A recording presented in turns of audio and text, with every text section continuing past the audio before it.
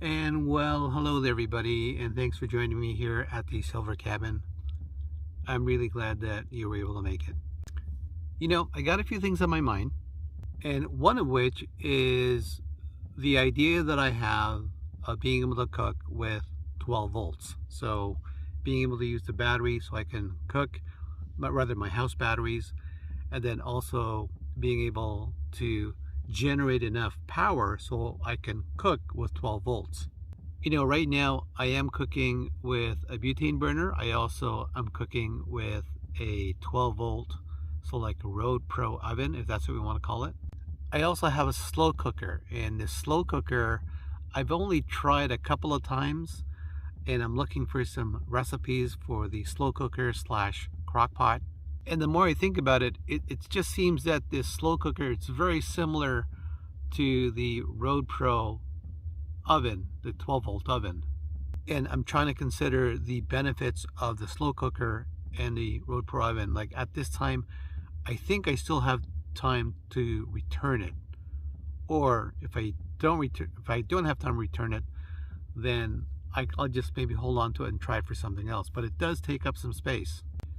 So I'm not really a big fan of that. It's small, but it does take up space. And when you're in this tiny cabin here, every space matters. Every little bit matters.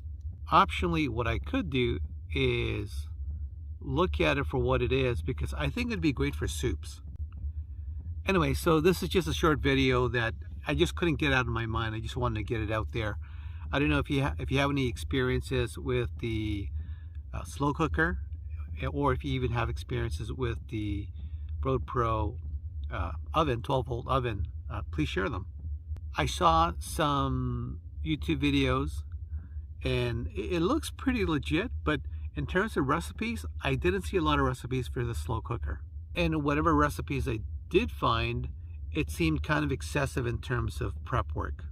You know, the idea for me here is that if I'm going to be cooking in my van, I want as little prep work as possible. You know, aside from the fact that, you know, it takes up room and time, but even just being able to, say, wash vegetables properly, or be able to sort of move around and cut things, you know, I guess if I'm going to do it, I'd have to do it all at one time and just bag them. Yeah, maybe that's what I'll do.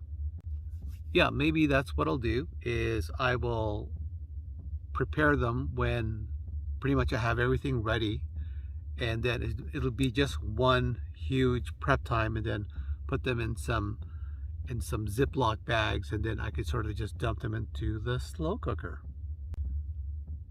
Oh my goodness, I may have answered my own question. Anyway, look, if you guys have any ideas, let me know.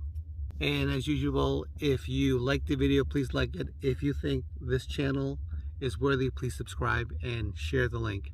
Thanks very much, and remember, you are awesome.